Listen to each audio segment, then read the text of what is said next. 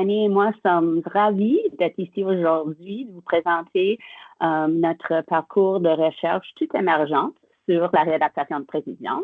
Comme a dit Catherine, ce n'est pas uniquement une présentation, surtout on veut interagir, puis justement à la fin, on aura des questions sur la plateforme WooClap. Donc, il y aura un QR code pour scanner, pour effectivement aller au site web pour qu'on puisse avoir une petite idée de quelles sont vos expériences, quels sont vos intérêts dans ce domaine. Mais comme a dit Catherine, n'hésitez pas tout au long de la présentation de nous solliciter, de nous interrompre. On va se présenter.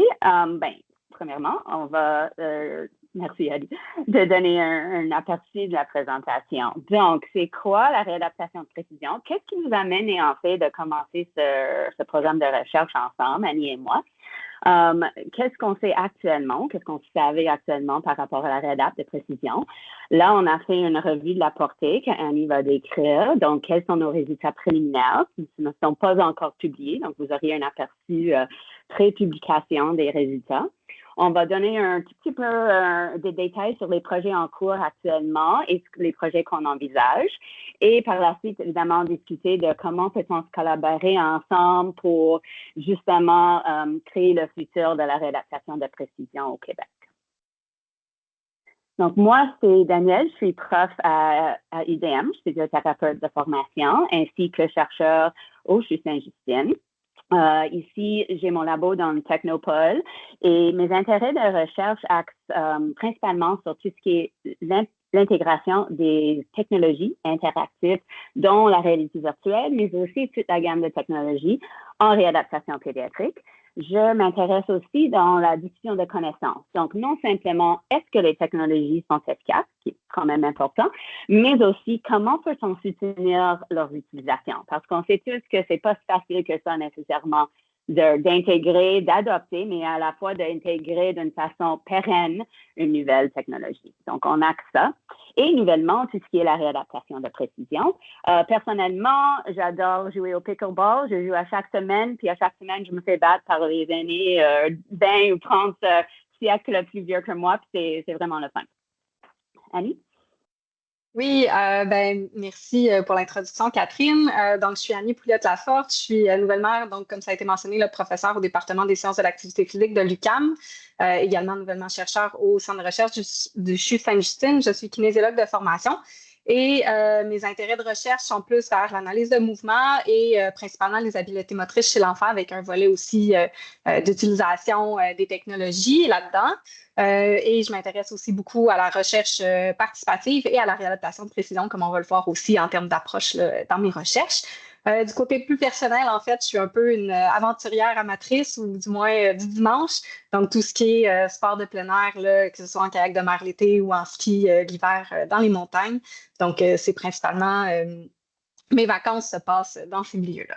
Donc, Daniel, je te relaisse la parole pour commencer. Qu'est-ce que c'est la réadaptation de précision? Excellent. Donc, on va prendre quelques pas de recours.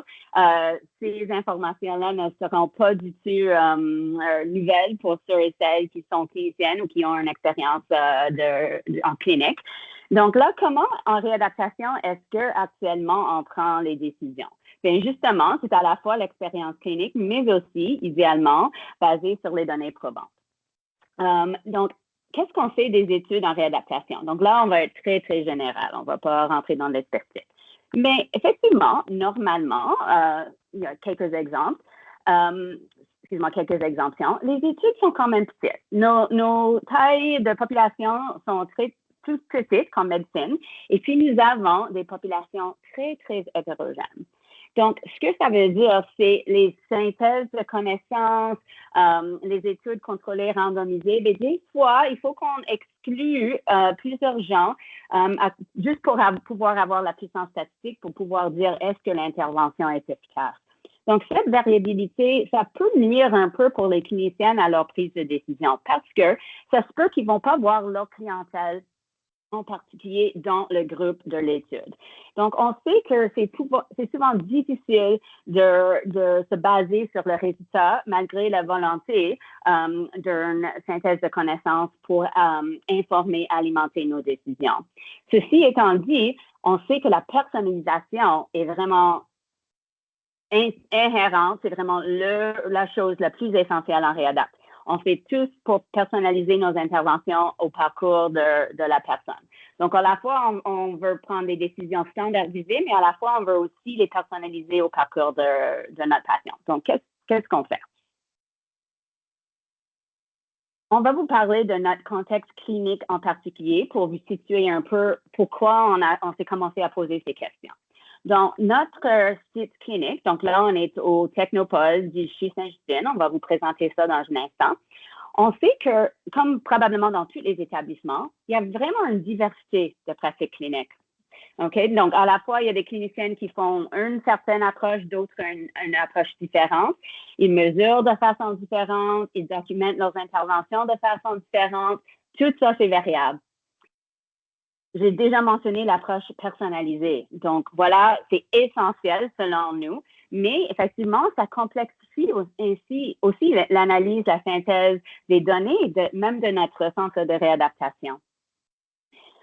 Il y a plusieurs interventions qui se donnent, mais on ne mesure pas les résultats ou, encore une fois, on mesure les résultats de façon différente, ce qui nuit à pouvoir avoir une synthèse.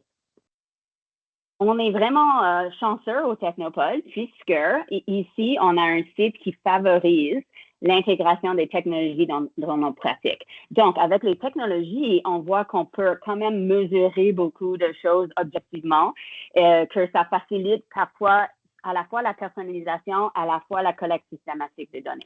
Donc, voilà un peu notre contexte. Je vais vous décrire un peu c'est quoi le Technopole. Le Technopole, on voit le bâtiment ici. Donc, bref, c'est pas mal récent, 2019. C'est situé au Centre de réadaptation Marie-Enfant, ici à Montréal.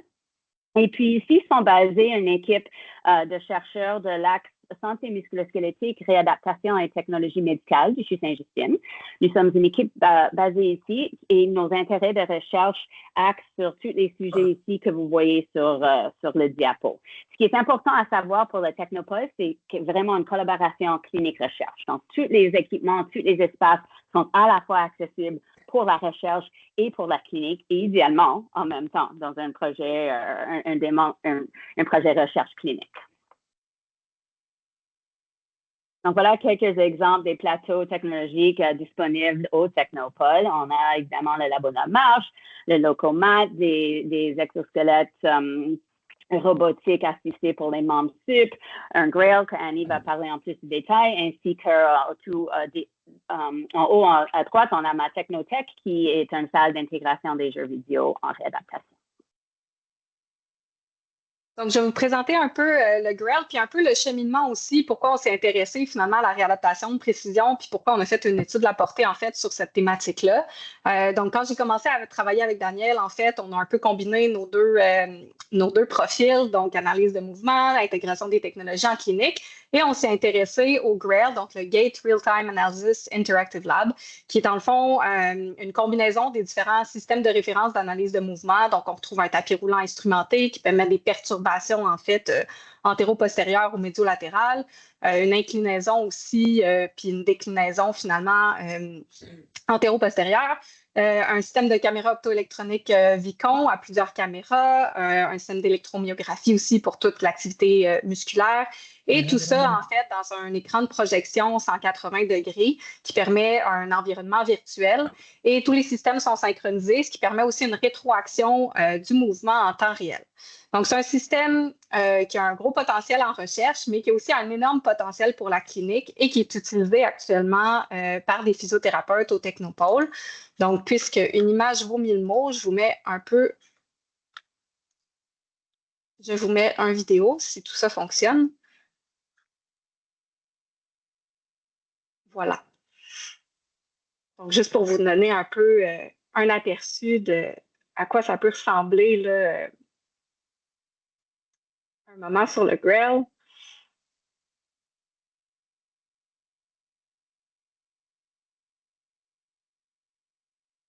Donc, on est dans un centre de réadaptation pédiatrique, hein, tout ce qui est application ou du moins réadaptation par le jeu pour la motivation et puis que ce soit des approches ludiques aussi, ça a une importance. Puis c'est un gros élément important aussi ou un fort potentiel avec cet appareil-là.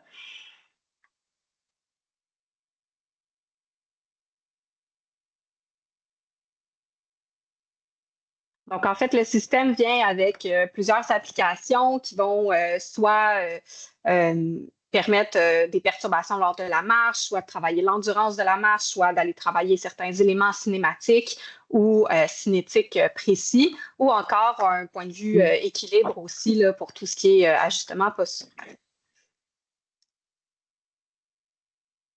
Donc, comme je l'ai mentionné, en fait, nous, ce qu'on s'intéresse, c'est à l'utilisation clinique du GRAIL.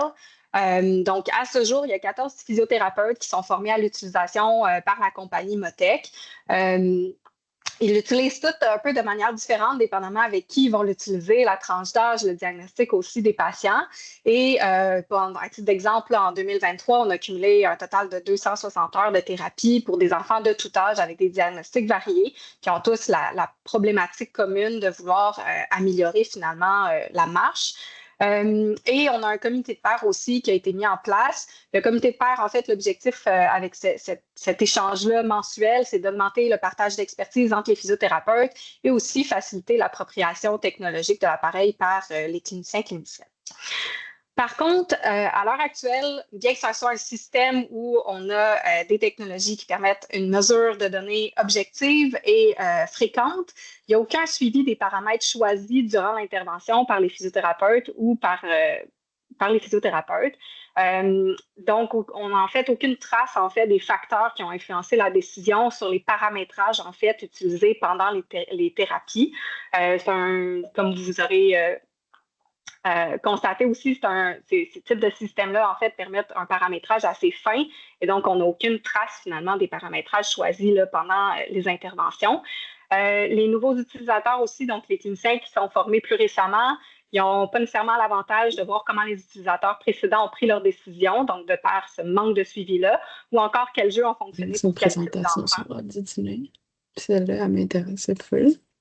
Bonjour. Je connais Annie ici. Peut-être. Voilà, OK. Donc, voilà. Donc, il n'y a pas nécessairement de suivi non plus sur quel jeu a fonctionné pour quel type d'enfant. Et donc, il y a quand même un partage d'expérience à ce niveau-là qui peut être intéressant là, pour le suivi à long terme. Donc, il serait vraiment intéressant et utile, en fait, de collecter des données massivement, puis non seulement pour la formation des cliniciens, mais aussi pour prendre les meilleures décisions basées sur des données probantes concernant les applications à utiliser, puis encore de déterminer, en fait, quels patients seraient les plus susceptibles de répondre aux interventions sur le GRAIL. Donc, Daniel, je te relaisse la parole, pour présenter la suite. Donc, super. Donc, la situation qu'a décrit Annie, c'était au tout début de son postdoc. Puis, justement, on cherchait comment mettre ensemble nos intérêts, comment essayer de résoudre ou adresser cette problématique-là de l'utilisation du GRAIL. Et puis, à ce moment, c'est tombé une annonce d'un partenariat, un accent mis sur tout ce qui est la santé de précision entre deux institutions, le nôtre, le CHU Sainte-Justine, ainsi que le Hospital for Sick Children à Toronto. Donc, il y avait une grande donation de 50 millions de dollars pour, en fait, créer des partenariats, des collaborations entre ces deux institutions axées sur la santé, la médecine de précision. C'est quoi la santé, la médecine de précision? C'est une bonne question. Bref, on peut le définir comme l'intervention juste au moment opportun et spécifique à l'individu. Évidemment, c'est beaucoup plus que ça, c'est beaucoup plus détaillé, puis il faut prendre en considération tous les facteurs individuels. Mais ça, ce moment-là nous a fait penser, bien, c'est excellent cette santé de précision, cette médecine de précision, mais voilà, merci. Et la réadaptation. Est-ce que la réadaptation pourrait s'insérer dans tout ce qui est les approches de précision? Donc, comme on peut imaginer, en réadapte, on n'a pas toujours tendance à avoir une terminologie qui est adaptée par tout le monde. Donc, c'est le cas ici. Donc, on voit que si on pense de précision, bien, on peut aussi penser à personnaliser, prédire, parce que là, ça fait un bon, c'est vraiment important dans la précision, sur mesure, adapté, axé sur le client. Donc, toutes ces terminologies-là, ben, ça peut aller chercher un peu plus ou moins ce qu'on pense de précision. Donc, on s'est dit, comment on fait? Est-ce que la santé, la médecine de précision peut-il être adaptée à la réadaptation, est-ce que c'est la même chose? Qu'est-ce qui se diffère? Qu'est-ce qu'il y a actuellement dans la littérature? Donc, vraiment, pour vous montrer un peu le cheminement auquel on est passé, là, comme je l'ai mentionné, Daniel et moi, quand on a commencé à travailler ensemble, on s'est intéressé au GRAIL. Donc, on est allé chercher du financement pour, dans le fond, faire les premières étapes de la mise en place d'une réadaptation de précision avec le GRAIL. Par contre, comme Daniel vient de le mentionner également, on s'est posé la question sur c'est quoi les connaissances actuelles en termes de réadaptation de précision, comment on peut appliquer les concepts de médecine de précision, d'approche de précision en réadaptation. Et c'est ce qui a fait qu'à l'hiver 2023, donc, on a obtenu, hiver-printemps 2023, on a obtenu un mandat inter pour construire, en fait, c'est le titre du mandat, là, construire l'avenir de précision au Québec par un état actuel des connaissances, une étude de la portée. Et donc, on a commencé le projet là, à l'automne 2023. C'est une étude de la portée où on a ajouté un exercice de consultation, donc une phase qualitative où on est allé rencontrer des acteurs du milieu. Et on aborde vraiment cette étude de la portée-là, finalement, en devis méthodologique mixte. Donc, automne 2023 jusqu'en 2024, en fait, on a réalisé cette phase de consultation-là. Et puis, maintenant, on est donc rendu à l'étape de synthèse des résultats, d'interprétation des résultats mixtes et de diffusion des résultats. Mais également, on a des meilleures connaissances sur c'est quoi les facteurs facilitants puis les obstacles à la réadaptation de précision pour implémenter finalement cette réadaptation de précision-là avec le GRAIL. Et c'est ce que j'appelle le projet GRACE, que je vais y revenir un peu plus tard. Donc, en fait, pour vous mettre un peu en contexte, là, la science avance vite, mais également les approches de précision également. Donc, durant l'école d'été 2023, j'ai fait une présentation sur le projet pour sonder aussi un peu qui avait entendu parler de médecine de précision, de réadaptation de précision, qui utilisait un peu cette terminologie-là dans leur projet ou encore l'utilisation de technologies et d'intelligence artificielle, puisque c'était l'objectif, ou du moins la thématique de l'école d'été. Puis on a posé quelques questions à l'auditoire, puis je vous remets un peu ces réponses-là pour vous donner un aperçu, là. Donc, à l'été 2023, quand j'ai posé la question « Avez-vous entendu parler de médecine de précision ?» Il y a la moitié des participants, en fait, qui ont répondu non, avec un petit quart, là, à peu près, pour le oui, et des peut-être. Donc, ça souligne aussi, tu sais, cette différence en termes de méthodologie, ou du moins ce potentiel de devoir clarifier qu'est-ce que c'est les approches de précision. Puis, quand on tombe en réadaptation de précision, est-ce que vous avez entendu parler de réadaptation de précision? À ce moment-là, c'est 74% des participants qui ont répondu non. Donc, il y a vraiment, finalement, la réadaptation de précision ou l'application des approches de précision en réadaptation qui était très méconnue à l'été 2023. Pour être un peu plus spécifique, ensuite, j'ai posé des questions. Bon, est-ce que votre projet touche à l'intelligence artificielle? Est-ce que votre projet touche à la réadaptation de précision? Et est-ce que votre projet touche aux deux, donc réadaptation de précision et intelligence artificielle? Donc, on a beaucoup d'intelligence artificielle dans les projets. Comme je l'ai dit, c'était la thématique de l'école d'été. On peut quand même s'attendre à un certain lien entre les deux. Réadaptation de précision, j'avais 15 participants qui ont dit oui. Après ça, il y avait aussi des discussions en termes de personnalisation dans les projets versus les approches de précision, peut-être qui étaient à éclaircir à ce niveau-là. Puis, quand on tombe l'IA et la réadaptation de précision, j'avais 13 participants qui avaient répondu oui. Donc, pour vous donner un peu une idée de contexte, puis comment l'historique de la réadaptation de précision a évolué, ça, Daniel, je vais te laisser embarquer pour les prochaines diapositives. Absolument. Donc là, on s'entend qu'on a vraiment synthétisé, puis là, on n'inclut pas tous les détails ici dans cette diapo. Ce qu'on essaie de vous démontrer, c'est, à notre connaissance, c'est à peu près 2020, 21, 22, où aux États-Unis, il y avait tout un congrès sur, excuse-moi, la réadaptation de précision.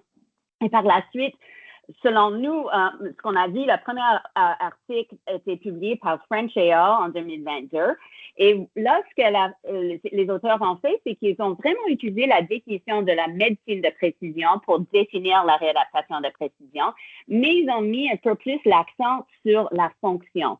Et ce, pour aller chercher le parcours développemental, la trajectoire de la vie en réadaptation. Donc, ce qui a été suggéré, c'est que oui, on utilise les mêmes techniques de prédiction, catégoriser, identifier les interventions qui vont être ciblées pour chaque personne. Ça se peut qu'on utilise les génétiques aussi, mais un peu moins. Mais notre focus, il est beaucoup plus sur le fonctionnement. Il y a aussi Alan Jett en 2022, donc il y avait une issue du journal Physical Therapy qui a fait un special issue sur la réadaptation de précision. Et puis lui, il a dit que la physiothérapie, elle est très bien placée puisqu'on intègre déjà le comportement, la biologie et la psychologie, tout ça dans nos soins. Tout le monde mettait l'accent sur le fait qu'un réadapte, c'est peut-être un peu plus complexe. Je ne sais pas si on ose dire ça en médecine, parce qu'on touche vraiment à plusieurs facteurs. Et que notre collaborateur James Cotton, en 2022, en répondant à French, il a dit, ben oui, il faut qu'on ait un cadre transdisciplinaire qui unifie exactement, mais c'est quoi l'importance de la génétique, le contexte. Il faut qu'on ait beaucoup plus de solidité sur c'est quoi la réadaptation de précision et est-ce qu'il y a un cadre qui pourrait nous aider à l'implémenter. Donc, on est tous au courant que c'est avec l'intelligence artificielle qu'on fait ces grands calculs-là. La réadaptation de précision, la médecine de précision, elle est basée sur des bases de données vraiment énormes et donc, on ne peut pas faire ça à l'échelle humaine. Donc, qu'est-ce qu'on cherche des différentes approches des intelligence artificielle? Puis, on utilise ce nom, mais on s'entend qu'on parle de plusieurs différentes techniques et ni Annie ni moi sommes informaticiens, donc on utilise le terme IA. Donc, ce qu'on veut faire, évidemment, c'est d'essayer de prédire quelle intervention sera la plus efficace, et ça pour soutenir la prise de décision et réduire les coûts des interventions non optimales. Essayer de la base d'une base de données, classifier en groupe afin d'identifier, dans une optique de prédiction, quelles sont les caractéristiques qui regroupent les gens qui répondent à une intervention ou non. Et donc ça peut nous donner de nouvelles connaissances sur les mécanismes, les caractéristiques, et là, on est dans un contexte pédiatrique. Donc, classifier, identifier, prédire. Donc, essentiellement, ce qu'on va faire, c'est simplifier les étapes, diminuer la charge, personnaliser la réadaptation, mais il faut qu'on se dise, c'est pas qu'on veut ne pas inclure les perspectives, l'expérience des cliniciens, pas du tout. Donc, on s'entend qu'on ne va pas remplacer la prise de décision en clinique avec un modèle IA. Ce qu'on va faire, c'est essayer de voir comment les deux peuvent fonctionner ensemble. Est-ce que le modèle IA peut, est-ce qu'il s'accorde avec les décisions qu'ont pris les cliniciens? Donc, pour ce faire, évidemment, on avait besoin de toutes les choses qu'on a déjà décrites. Les gens qui mesurent des choses de la même façon, un local, une base de données où sont toutes ces données-là d'une façon accessible, structurée, différents formats d'études, avoir un stockage accessible qui peut, tenir compte de ce grand montant de données, surtout les données de vidéo, les données qui sont très, très pesantes, mettons, et que, en réadapte, on ne peut pas faire ça tout seul, on n'a pas toutes les compétences, donc il faut qu'on collabore avec les gens en sciences de données, en IA, pour pouvoir dire, c'est eux qui créent le bon type de modèle parmi les multiples options possibles. Donc, où sommes-nous aujourd'hui à cet égard? Donc, on pensait que pour commencer, au Québec, il fallait qu'on ait une collaboration, un partage de connaissances. Donc, pour créer cette planification, puisqu'on est tout à fait au courant qu'il y a d'autres efforts qui sont en cours au Québec, à Montréal. Il y a le CREER qui, eux aussi, sont en train de créer des approches de réadaptation de précision. Donc, il faut qu'on consulte, on voit qu'est-ce qui se passe actuellement dans le domaine. Donc, on s'est décidé de commencer une étude de la portée avec une phase de consultation. Donc, moi, j'aime beaucoup les études de la portée et j'aime quand on inclut la phase optionnelle de consultation parce que ça nous permet d'aller chercher à la fois de la littérature, mais aussi des gens qui sont actuellement dans le domaine, puis voir comment ça s'arrime, comment les deux connaissances peuvent augmenter notre compréhension. Donc, pour l'étude de la portée, en fait, on avait deux objectifs. La première qui est très conventionnelle, c'est cerner l'état des connaissances sur l'implémentation de la réadaptation de précision par un examen de la portée. Et notre deuxième objectif était de cartographier les pratiques actuelles en médecine de précision et en réadaptation de précision dans les principaux sites d'importance au Québec et ailleurs. Et donc, c'est au travers de ces deux objectifs, finalement, qu'on a fait notre méthodologie à Devimix. Le protocole est publié dans BMJ Open si vous voulez aller voir un peu plus en détail. Et donc, vraiment, cette phase de consultation puis l'étude de la portée ont été réalisées en parallèle et c'est vraiment seulement à la fin, dans l'étape d'intégration des résultats en analyse mixte, finalement, qu'on va comparer et discuter finalement des similitudes, des différences entre ce que l'on a collecté comme données dans la phase de consultation, donc auprès des acteurs du milieu, et les données qui sont issues finalement de l'étude de la portée, là, donc la revue de la littérature.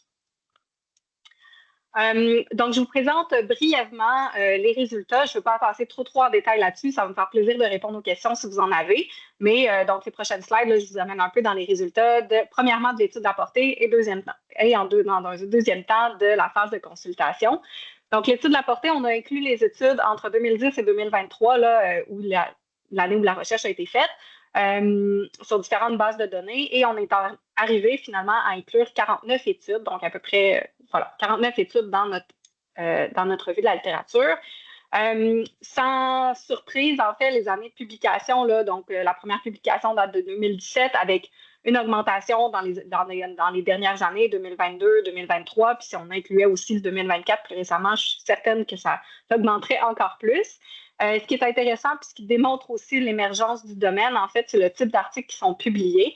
On a à peu près la moitié là, des articles publiés qui sont des éditoriaux, des lettres à l'éditeur ou encore des commentaires ou des résumés de conférences.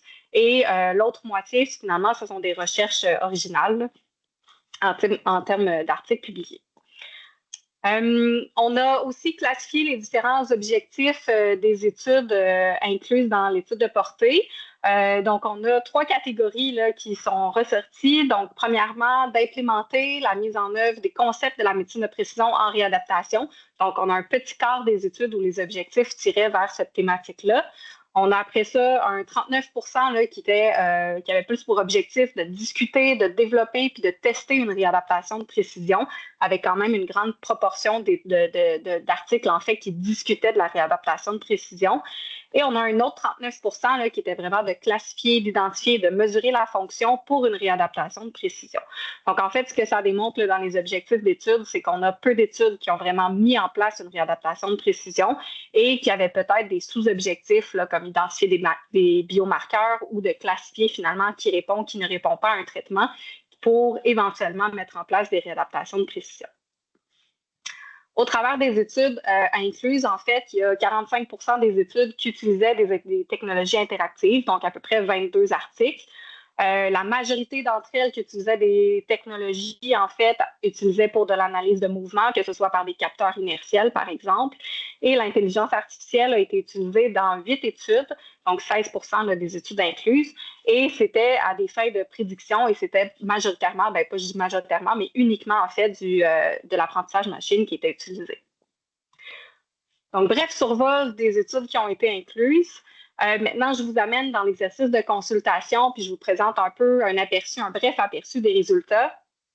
Donc, pour l'exercice de consultation, il y a 3 centres hospitaliers ou de réadaptation qui ont été visités. Je vous ai mis les critères de sélection si jamais ça vous intéresse. Et c'est des centres hospitaliers ou de réadaptation là, en Amérique du Nord, donc aux États-Unis, au Canada, où on est allé recruter nos participants. On a recruté 16 participants, à peu près un éventail similaire là, en termes de genre au travers de tout ça. Puis des domaines d'études là, mixtes, mais on avait réadaptation, médecine, ingénierie et aussi marketing, commercialisation aussi. Tous les participants avaient, la large majorité des participants avaient au-delà de 5 années d'expérience finalement dans leur domaine et occupaient différentes positions aussi au sein du centre hospitalier ou de réadaptation. Donc, on a inclus en fait 6 chercheurs, 3 cliniciens-chercheurs, un manager, 5 cliniciens et l'autre qui était Other, qui était plutôt dans la commercialisation, du moins l'aide à la commercialisation des technologies. Donc, je vous présente un bref aperçu de l'analyse thématique. Comme je ne voulais pas trop rentrer dans les détails pour qu'on ait le temps aussi de vous poser des questions puis de discuter à la fin de la présentation. Donc, c'est le survol de tout ça. Donc, on a fait les analyses en 2 étapes. Donc, une première analyse déductive où on a 3 thématiques qui ont émergé. Donc, la première thématique en haut, qui est les concepts clés qui sont similaires entre la réadaptation et la médecine, mais qui présentent des caractéristiques qui leur sont propres. Donc, la prochaine diapositive je vais vous présenter en fait ces différentes caractéristiques-là. La deuxième thématique, c'était qu'il y a des facteurs et des obstacles qui sont spécifiques à la réadaptation pour une approche de précision. Donc, par cette thématique-là, en fait, on a 3 sous-thématiques. La première qui sont les mesures, donc qu'est-ce que l'on mesure, comment on va mesurer ou avec quel outil, qui va mesurer, est-ce que ce sont les chercheurs, est-ce que ce sont les cliniciens, et quand on va le mesurer dans cette perspective de trajectoire. Donc, c'est un peu les éléments qui sont sortis dans cette analyse-là. La deuxième thématique là-dedans, c'était les technologies peuvent faciliter et entraver la personnalisation aussi. Donc, à quel point on personnalise finalement la technologie pour le patient et encore une fois, qui va utiliser la technologie. Tout ça, c'est donc des éléments qui sont sortis finalement dans l'analyse.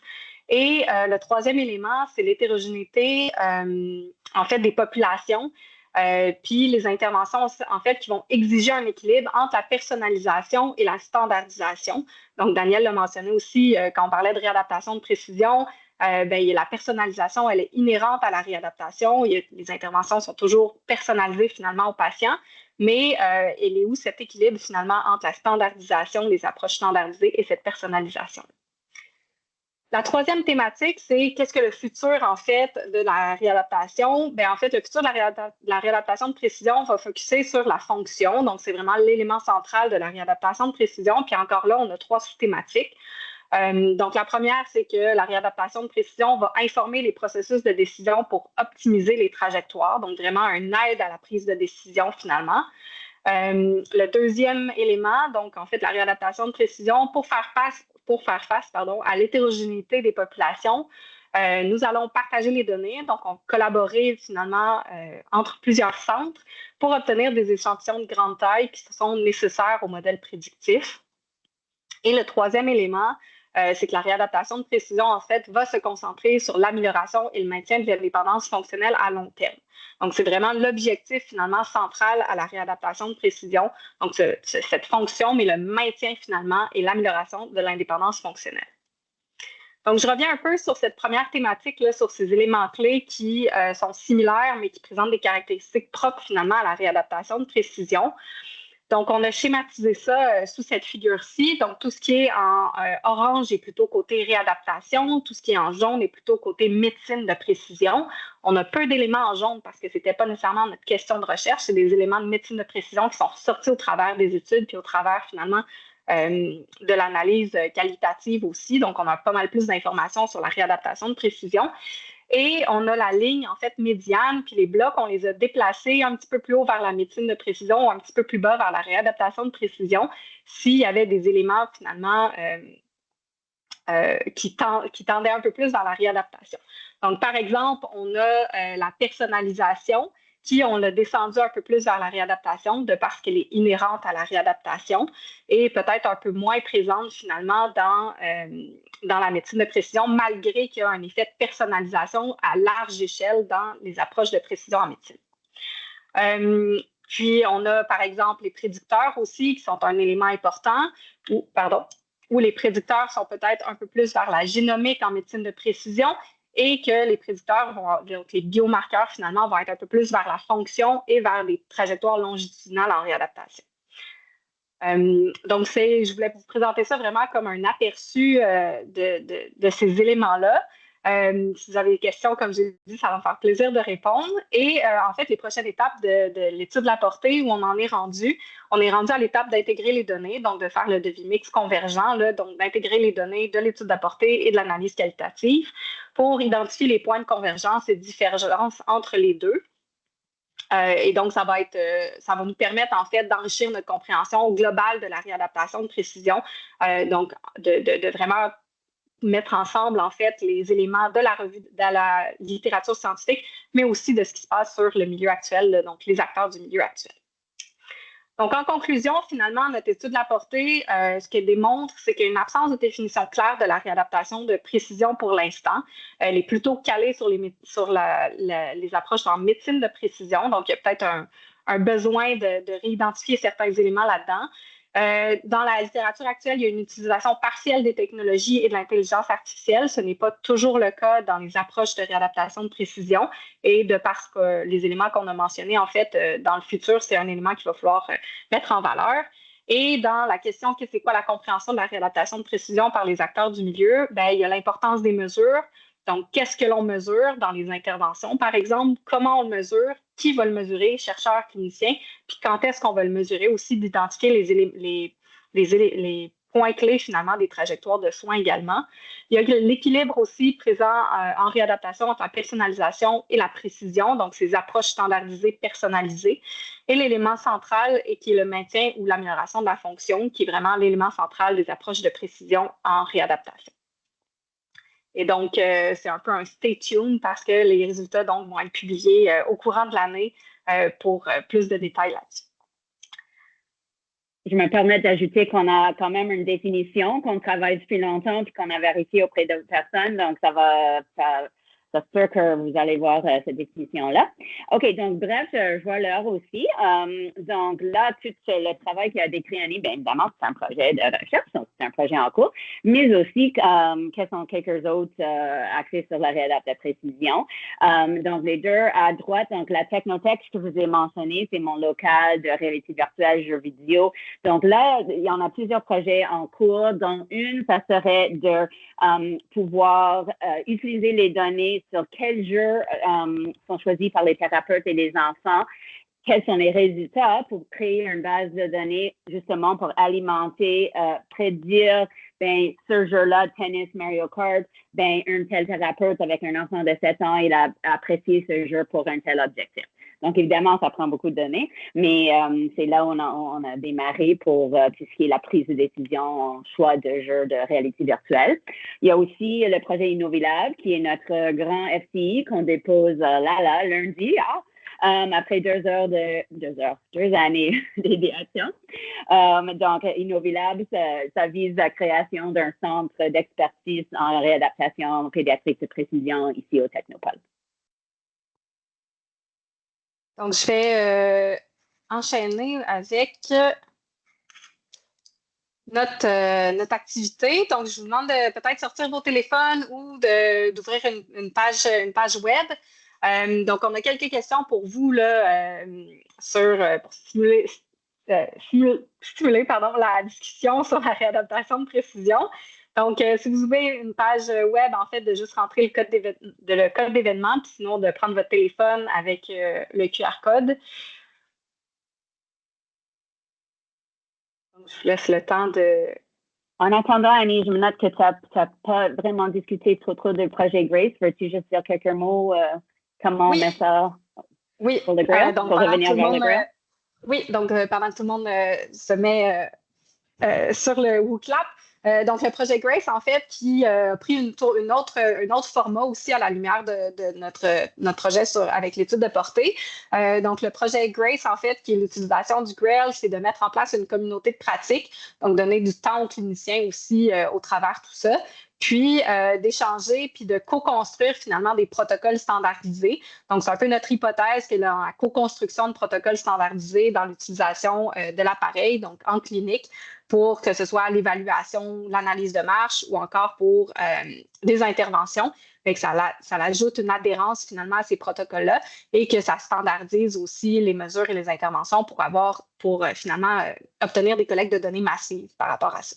Donc, c'est un peu la tournure du projet que ça a pris à la lumière des résultats de notre projet d'étude de portée. Donc, je vois qu'il y a 26 participants, 20 personnes présentes sur le WooClap. Donc, je vais tranquillement commencer. Puis sinon, je pense que les autres, vous allez pouvoir vous ajouter au fur et à mesure.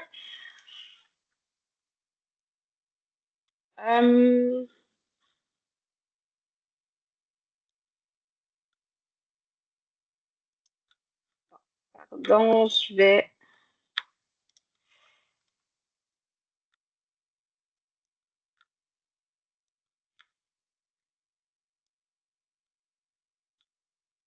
glisser une autre fenêtre ici. C'est quoi le code de l'événement? Le code de l'événement, c'est le CTANSI.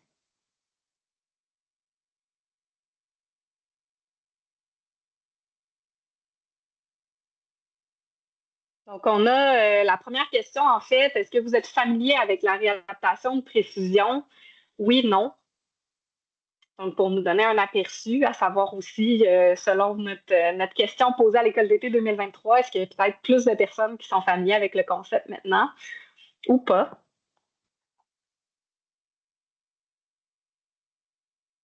Donc, pour l'instant, on a une majorité avec non. Donc, j'imagine que vous répondez aussi à la lumière que c'était avant notre présentation où on a parlé de réadaptation de précision dans la dernière heure.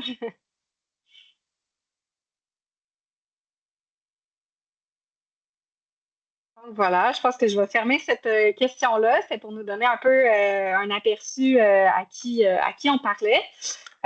Donc, la prochaine question, dans le fond, si vous travaillez dans ce sens, donc pas nécessairement si vous êtes familier ou pas avec la réadaptation de précision, mais si vous travaillez dans ce sens, sur quelles initiatives travaillez-vous actuellement dans le domaine de la réadaptation de précision?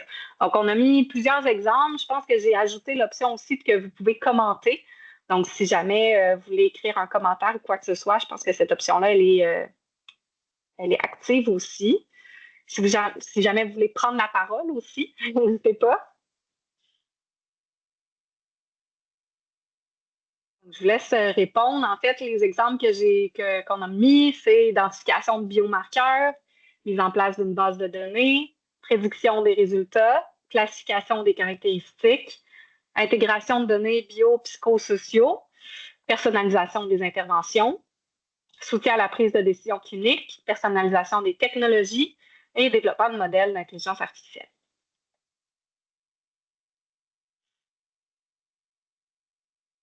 J'ai à peu près la moitié des participants qui ont répondu. Je vous laisse continuer de regarder. C'est super qu'on a quelqu'un qui touche On ne peut pas en travers. mettre plus qu'un, hein? On ne peut pas mettre plus que ça de réponse. Je pense que oui.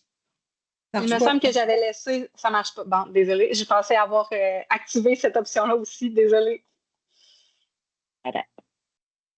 Dalia a dit que oui, on peut.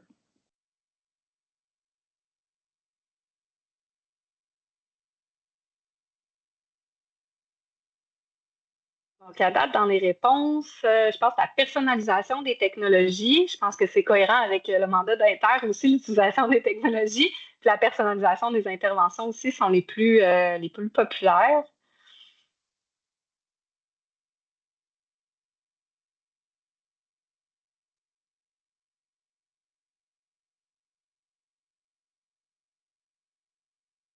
Parfait. Donc, je vais passer à la prochaine question, à moins qu'il y ait quelqu'un qui veuille ajouter quelque chose ou discuter sur certains éléments là-dedans. Donc, c'est un peu à la lumière de notre étude de portée, puis je parle beaucoup de l'étude de portée, là, mais c'est vraiment notre aperçu global, tant des acteurs du milieu, de la littérature scientifique sur la réadaptation de précision, puis c'est quoi les prochaines étapes peut-être pour mettre en place pour la réadaptation de précision. C'est un peu là-dessus qu'on a mis les exemples actuellement là, dans cette question-là. Donc, la prochaine question, en fait, c'est qu'est-ce qui serait utile pour renforcer les collaborations initiatives actuelles? Donc, que vous ayez inscrit une des thématiques sur lesquelles vous travaillez actuellement ou pas. Donc, je vous invite un peu à réfléchir sur qu'est-ce qui vous serait utile pour renforcer les collaborations initiatives actuelles. C'est un nuage de mots, donc vous pouvez peut-être mettre des mots-clés. Parce que sinon, je pense que l'algorithme avec le nuage de mots sur WooClap va, va découper finalement tous les mots. Et vous pouvez aussi liker les réponses qui ont déjà été inscrites. Donc, on a financement qui est arrivé en très gros rapidement.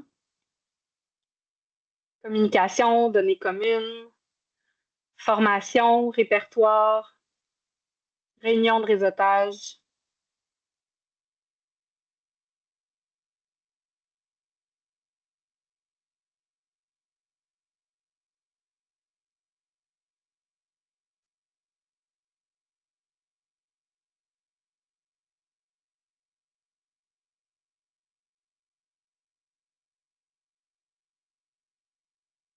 Donc, ça bouge.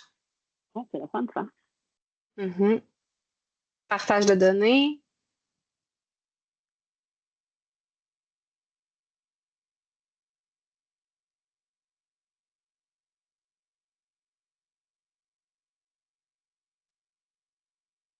Donc, c'est peut-être un peu plus engageant, mais si jamais il y en a qui ont inscrit des éléments puis que finalement les mots ont été découpés puis qui veulent peut-être mentionner qu'est-ce qu'ils ont mis ou donner un contexte sur le mot, je vous invite peut-être à nous le partager.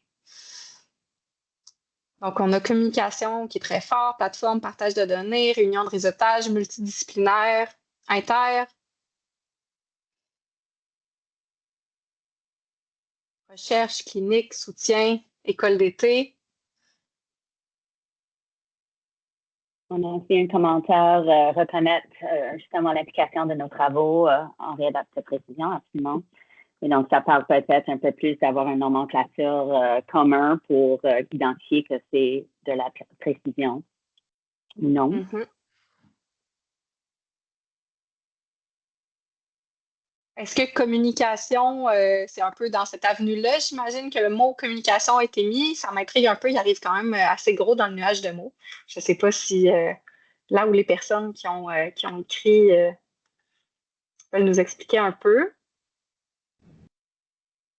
Ben, c'est moi, c'est Carl-Éric Aubin. C'est moi qui ai écrit communication. C'était plus échanger plus souvent sur les projets, puis les opportunités, puis qu'il y ait un peu plus d'opportunités pour pouvoir justement connaître ce qui se passe, puis pouvoir en discuter. Donc, communication au sens large.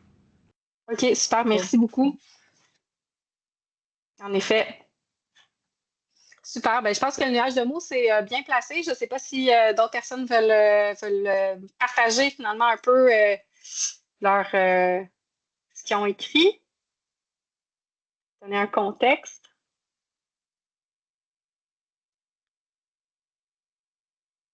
Ça semble tranquille. Donc, je vais passer à ma prochaine question. Donc, en fait, c'est un peu, c'est une activité de priorisation ici. Donc, non, c'est pas une activité de priorisation, donc c'est un choix multiple. Donc, quelles nouvelles initiatives devrons-nous envisager? Donc, un peu pour faire suite avec le nuage de mots que je viens de vous partager, c'est voter en fait sur quelles initiatives pourraient être utiles là, pour continuer finalement ces efforts-là. Donc, on a mettre en place une communauté de pratique, établir un consensus de priorité d'action, échange de coordonnées pour établir des nouvelles collaborations, organiser une journée scientifique, une école d'été peut-être. Autre, si vous voulez le mettre en commentaire aussi.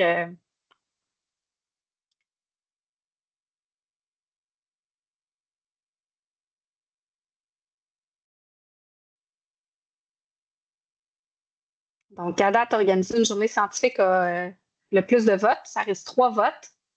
Je vous laisse.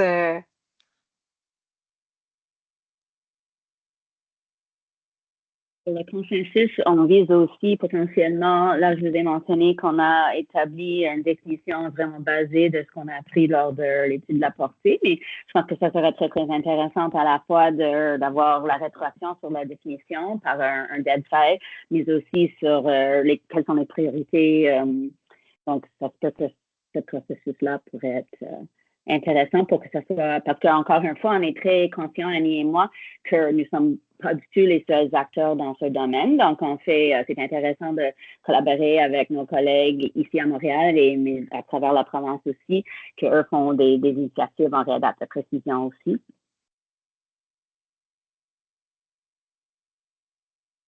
Donc, autre.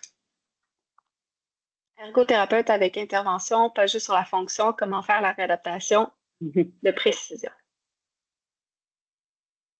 Bonne question.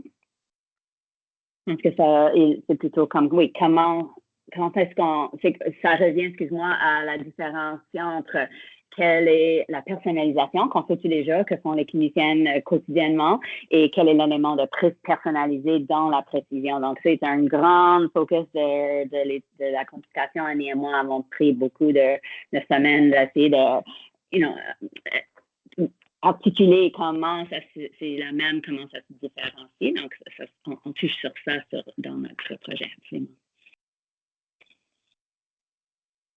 Super. Donc, j'imagine que tout le monde qui voulait répondre a eu le temps de répondre à quelles options, quelles initiatives devraient être envisagées. Donc là, je vous amène sur l'activité de priorisation. Donc, vous pouvez déplacer en fait les différentes activités selon celle qui serait la plus prioritaire ou la plus importante selon vous. Donc, on a les 4 activités que je vous ai mis dans la question précédente. Donc, communauté de pratique, échange de coordonnées, consensus sur les priorités d'action, journée scientifique, / école d'été.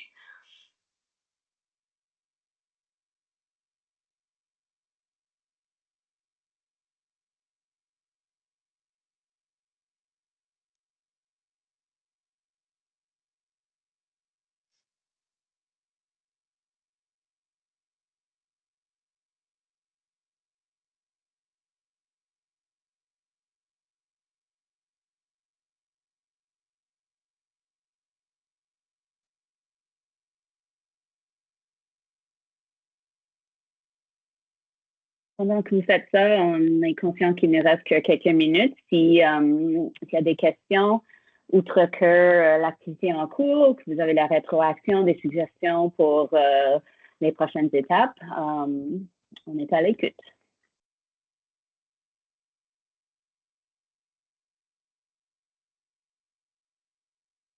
Oui, Sylvie. Oui, bonjour. Merci pour la présentation de l'activité. C'était très intéressant.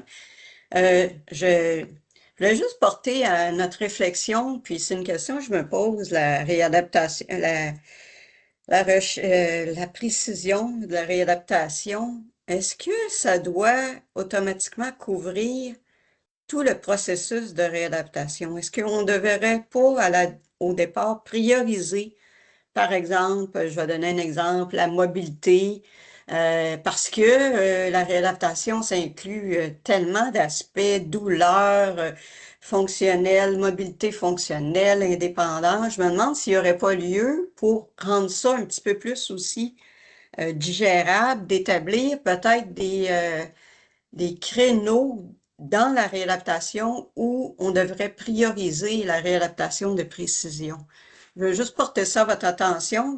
Il me semble que ça viendrait donner un petit peu plus ça serait plus digérable pour tout le monde, pour les cliniciens, entre autres, parce que les cliniciens doivent faire partie de cet exercice-là, de y aller un petit peu progressivement, puis d'aborder ça progressivement en disant, ben, on est capable de construire des données dans ce domaine-là. Tu sais, je t'entendais, Daniel, pour tout ce qui concerne l'utilisation de la réalité virtuelle, par exemple. Ça, c'est un créneau où c'est possible. Je pense qu'il y en a d'autres. Fait que je voulais juste partager ça avec tout le monde comme opinion. Merci pour l'organisation de l'activité puis le contenu. Merci, Sylvie. On prend ça en note. C'est une belle suggestion. On est toujours à la recherche pour essayer de réduire ce qui est quelque chose qui est mal défini, énorme dans les créneaux, qui est compréhensible, comme tu as suggéré. Donc, merci. Ah oui, Mireille? Oui, j'aurais aussi une question pour faire le pouce un peu sur l'impact que ça implique pour les professionnels. Lorsqu'on parle de réadaptation de précision, est-ce que ça implique nécessairement une décision du professionnel initialement ou la technologie, l'intelligence artificielle pourrait supporter la décision et par la suite, le professionnel vient confirmer ou moduler là, en fonction des besoins de son patient?